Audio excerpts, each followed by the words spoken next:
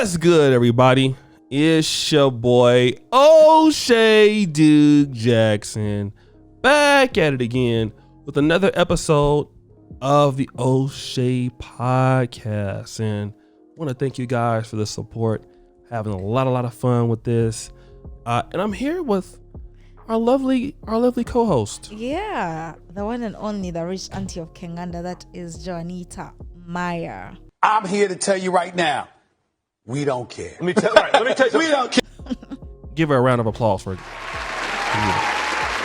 It's unfortunate that you have to clap for people like her. What? But we are definitely in the building today. And Jonita, we have a very interesting episode, which is why you stopped being a feminist. Now, remember when I first met you, you blocked me. Yeah, I did, because if you're in this channel, you've dealt with this man, you would block him in real life. Because his thoughts about women and everything. At that time, I think I was my second year of uni, and I was such a strong feminist. I just couldn't handle him. Because every time we'd even text, I would like, Oshay pushes it to the limit, and you're just like, you kind of want to just send some assassins to just take him out and sleep peacefully. Okay, well done. That's it. That's a good. That's coming from a woman who's a Christian. Is that what you are? Those were my previous thoughts. What would thoughts. Jesus say about that? He probably support me. Send angels down. Wow. Take him out. Is that white Jesus or black Jesus? Black Jesus. Well, you know you're Catholic, so it might be white one. But anyways, we'll leave that alone. So Jonita, let me in all seriousness. Yeah. Feminism is strong in America. You've never been to America. Yeah. But I'm going to America. Manifestation. Don't call me when you go there. Definitely. So, but here's the situation that's interesting about you, is that feminism is different a little bit in Africa or Uganda than in America. So why did you, what brought you into feminism? Why did you do that? Thank you so much.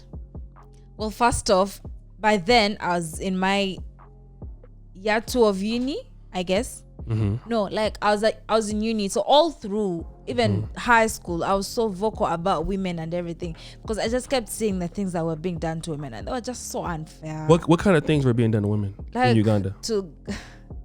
I don't want to get into it, but like apparently women can eat chicken. Mm-hmm. Or they're supposed to clean for that man. Okay. When the man gets back, you're supposed to help him carry his things. Okay. Gets to sit on the chair. You remove his shoes. Okay. Shoelaces. Oh. Get his shoestrings. Like treat him. Get him warm water. Prepare a bath for him. Which you can do if you're a woman and that's your thing and that's your agreement between you and your man. Do you, boo? It's your life. But like all that, I just kept asking myself like, no.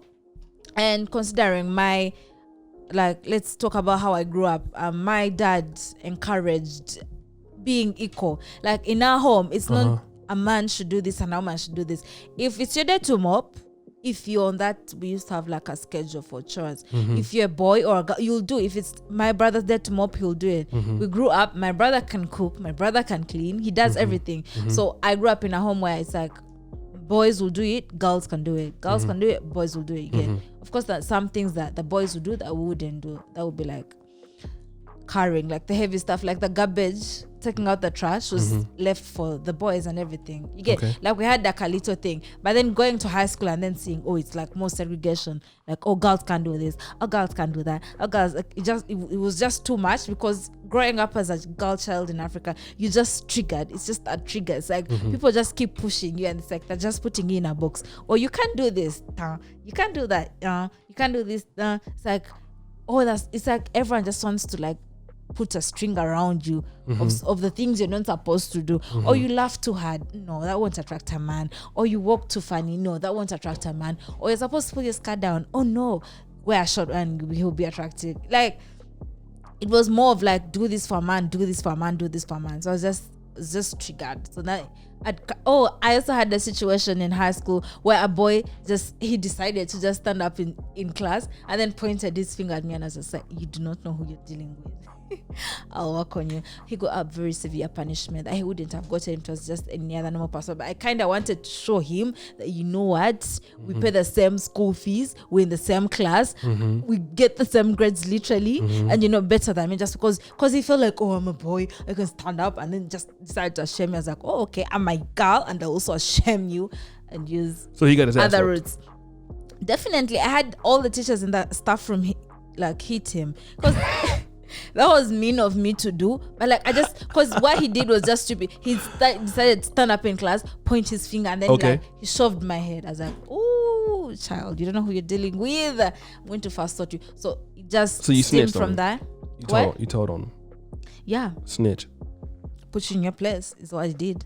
Anyway, so that, and then going to campus is where like I embodied the whole thing. I think I had a friend who was also a feminist, so it was the whole thing of no girls like, oh, let's fight for the rights and everything. Yeah. So, but let me also ask you, because I mean, you also made a point that women don't they're heavily discriminated against in Uganda, and I can agree to this because I know that when you or Pimaya are over here.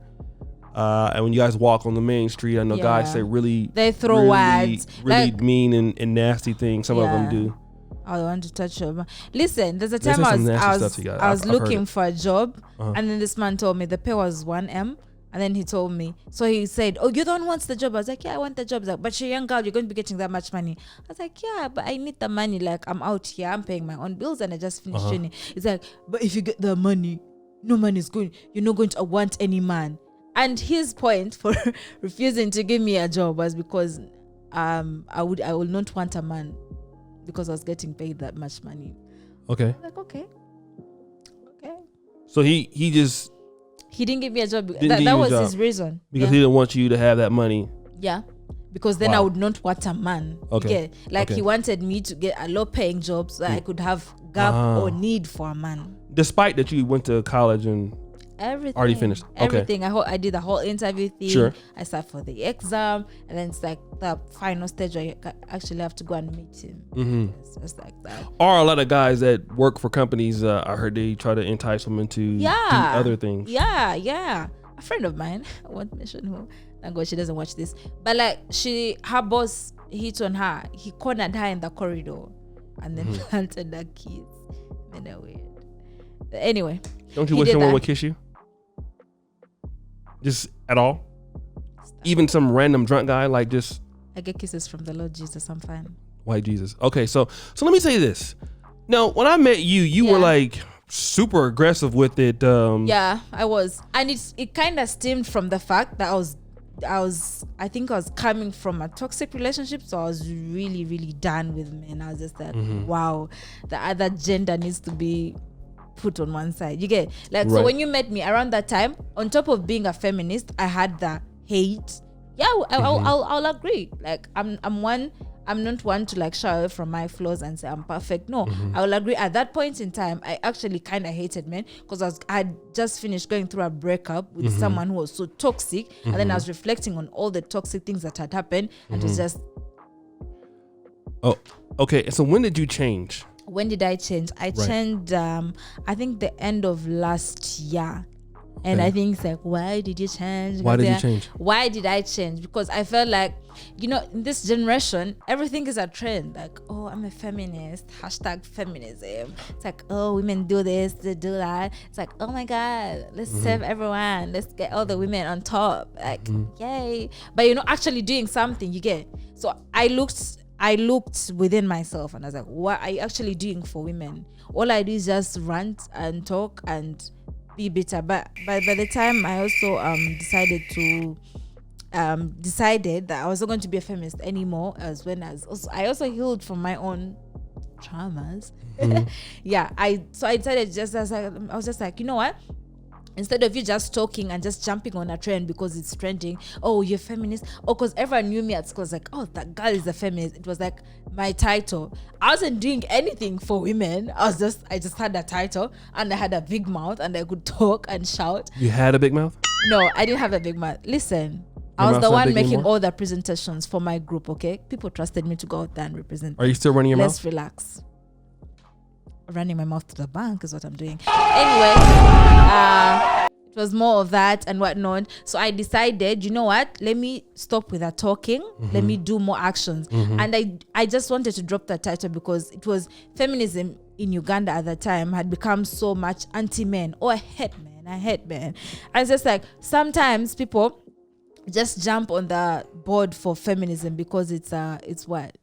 It's like, oh, we hate men. Now let's put that anger for we hate men into this feminism thing. But feminism is more than that. It's not hating men. It's you actually doing something to help your gender. So I decided, you know what? Let me just drop the title. Like I'll do my things. I just dropped the title and decided to do my things because I just set up my NGO. It's called Kusima Girls. It's helping girls. So I didn't want to have a title to like do something. I just wanted to be Joanita, actually doing something for agenda, but you don't necessarily have to call me a feminism. That's why I decided drop the name and do more good without having the title. I don't need everyone else to clap for me. I just need to do for me what I need to do for me, and I just need to do the change that I need to see without having to shout. I think I have a different reason why. Why is that? Because you're broke. And being a feminist was broke shit. Because you were not getting anything accomplished with them at all. They had nothing to offer you. No, listen. I believe that. Let me tell you why. Because see, when good old Jonita, the capital feminist of Uganda, when she was, trying to get a job and stuff like that, and the feminists didn't have. She's going to all these feminist conferences. One, which I paid for. Because I was working for you at that time. So I was like, I know this is not going to lead anything. So I'll pay for it. You can go over there and not do anything, which is what she did. Feminists don't provide anything for, in my opinion, for women. And then what she found out was, oh, wait, working with men is actually a better alternative. That's what really happened. She was a feminist until she realized that there's no money in feminism. Let's stop there. And that men provide all the opportunities for the most part for women. Can I just say something? Do you know the opposite of a feminist? Misogynist. You are that. How? You are. I let you come on my show? No, you are that. How's that a misogynist hates women? Do you think I hate women? Do you want to tell people something? A misogynist hates women. Do you want to? Do you think I hate women? No, you don't. I was just saying. My point. Listen. I don't like them sandals you be wearing. Everything that you just said is just creating division, and I always tell people, listen, we all need each other to grow, and you can't say feminism. I never spelled it. You can't say. We're not taking out the video. We still gonna keep it. No, we're not cutting it out. You can't say feminists haven't done anything because there's some. What do feminists do? There's some feminists in Uganda. I don't know about it. I mean, in Uganda, no, what do they do? Let's look at Pulse for IUG. It's actually it's an organization I actually wanted to work for before, until I got busy. But for free? They was gonna pay you? No, they were actually going to pay. Good money? But yeah, listen. More than me? They do so much. They do financial literacy. They do family planning thing. If you follow them on Instagram, Pulse for IUG, then you'll see what they do. And you can see that they're actually trying to do change. They're holding seminars where it's actually something that will impact you in a positive way. So you can't sit there and generalize that all feminists are not doing something good. My part was some people are just jumping on the hashtag just to look cool and are not actually doing anything to help out. But there are some feminists out there that are actually doing something good to help out, and that it's a positive impact. And you can't say, oh, I realized all my life I've known that we need men and men need women. You get, we are human beings. God put us on this earth for a reason. The person I love most in my life is a man. That's my young brother with all my heart. You get. So you can't be out there saying we need each other. Kenganda to operate, come on. There are men behind the scenes that people don't see. Someone is behind the scene that you don't see.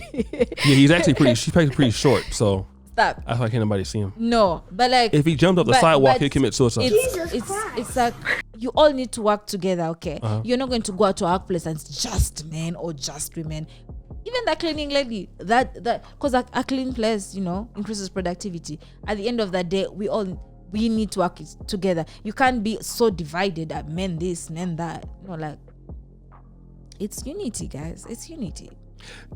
If you really want to help women, Yeah. you help men. I'll tell you why. Not again. Because women are stingy. Number one, with men. Number two, with each other. Women are stingy as hell. Women, if you look at it, they all these little phony women's empowerment conference. Let's all get together and wear flip-flops and eat pork. No, let's all get together and share whatever information that we have. No. I mean, some, but for the most part, even me, since I've been in Uganda, there are a lot of women that I've let access platforms. DJ Alicia, some of the companies that predominantly are owned by women. Yeah. Most 80%, 85% of what the work we do on the Kingana channel has helped elevate women in some way, for the most part. And that's the key. Because the thing about it is, even DJ Nacello brought DJ Alicia on to the club Kinganda, pushing her to give her opportunity to get her known. Well, if the shoe was the other way around, I don't think she would do that for a guy. And that's the thing. Men are the ones who really sacrifice themselves for women. So, I mean, we're the ones that do that. And I don't think a lot of guys get enough credit for this. I get what you're saying. You're right to a certain percentage. But do you also want to say that women don't sacrifice themselves for men? No, they don't. Do you know how many women are staying in bad marriages just to keep a man happy? Do you know how many women... Do you even know about childbirth? That's sacrificing yourself. I've had constipation before. You want to compare childbirth to constipation? I just said I had constipation. Please. I didn't say I know. She's putting words in my mouth. Stop. No, at the end of that day, Oshay, you have a point, I have a point. They're like, this is the year. This year is all about togetherness. Unless you come for me, then I'll come for you. What's happening is it's about togetherness. Because listen, it's draining to be. She's trying to get a man, y'all. People. So she can't use that feminist stuff. She ready to get somebody to buy her. Feminism ain't gonna get you a house, some vacations. Any man that I date, I would really love it if you're a feminist. No, she wants you to have a lot of listen. Listen, the whole it's an African thing. Listen, the whole feminism thing is like, just help each other out. Help someone. If you have the opportunity to help, just help. Doesn't matter if it's a woman, it's a man, who cares? Do women help men? Yeah. Stop. Listen, Oshay, you've not met everyone. Have you met every woman out there? There are women in power and in positions who actually offer jobs to boys, to young boys, and they grow from there. You've not met everyone, so you can't talk for everyone, and you can't judge everyone. Generally, I'm pretty sure there's some guy that fell down the stairs and some women were like, "Are you okay?" He's like, "Yeah, I broke my ankle." "Okay, well, you have a nice day," and she leaves. Probably like that. But let's be honest. For the most part, a lot of women are turning away from feminism in these days, especially during the coronavirus. Remember the COVID-19? No. You know how scared you were? "Oh, boss, I can't come to work. I'm gonna die if I come. Can I do any work from home?" Because it's my job and I had to find out to survive. But because you know that's what? who I am. I am a hustler. I will look for a way out. You know who came to work every day? All the guys. Because listen, when coronavirus hit, where was feminism then? Everyone had a different reaction. Feminism was at home like this. "Oh my goodness." And when you have a parent, you're making Instagram videos. Guys, stop going outside.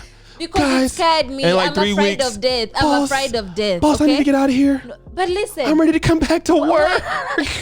Listen, when coronavirus hit, I had a panic attack. I thought everyone was going to die. I thought everyone I loved was going to die. So I did my best to follow the guidelines and everything. But with time went on, like any other person, you kind of just be like, you know what? You're either going to go and die of starvation in your house, or you're going to go outside there and work. Everyone had a different reaction to it. So you can't blame my reaction on being a woman. No. Hello? Actually, the person who instilled the most fear was my dad, because he kept calling every second. Keep indoors. Don't go out. Do you need food? We're going to send food. You get? Oh. So I'm not the only guy that feeds you. It's me and your dad. When are you going to get the third guy, the husband? My husband is coming. Me, I'm patient. I know God is working in my favor. God ain't about to do shit. Yeah. No, you know what? I cancel that in the name of Jesus Christ. God is going to do something. Jesus, for me. Paul, Peter, Moses, Noah and the ark, David and Goliath, Jeremiah. All you do is hate. Where is your wife? What age are you? And I will tired. what age are you? Again, with where's your wife? Where's your wife? Remember, you manage all of them. I'm Africa. Listen, at the end of the day.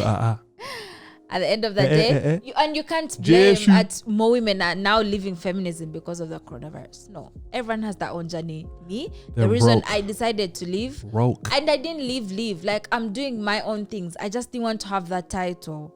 I just decided, Joanita, you're going to do your own things. I already mentioned my NGO is been already registered. Okay, like we're doing some things for positive impact. No, there's some feminist organizations, I'm pretty sure. Oh, the feminist Janita. No. I'm pretty sure there were feminist organizations that are doing things that are impact society. Yes. You were not a part of one. You got broke. Excuse me, but do you know that I volunteer at an organization called 40 Days, 40 Smiles? For 40 minutes. What do you mean 40 minutes when I have Zoom meetings all the time, when I contribute?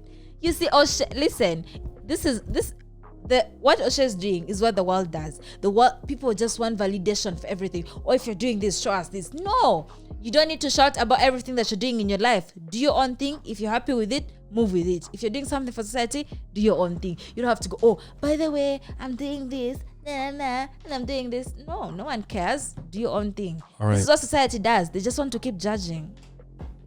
Like most women who do this a lot. You do this a lot for a living. This is Joan, you talk like 85% of the podcast. I never expected it. Which is, so what? You brought me here to smile and be cute? Well, you're definitely not that cute. Are you telling me the truth? Anyways, guys, so that's it for tonight or today. Yeah. Oshay Duke Jackson back at it again. Another episode of the Oshay podcast. Check out all our information pinned to the top of the Black Men Are Perfect t-shirts, the Patreon. Jonita's phone number is there and address. Also, check out the Manosphere Awards poll. You can vote. Joan, let them know the Instagram page to not follow. The Instagram page is Janita Maya. And I want to remind you, if you come with the negativity that is from this channel, I will block you in a heartbeat. Just make another page. Guys, it's been real. Always remember the buffoonery and the broke feminists. The buffoonery and Joanita, not the broke. You say, this is what I have to deal with on a daily. You can imagine. Broke. Can imagine. Broke. That means you don't pay me well. Is that what you want? No, you were broke. Broke. Peace.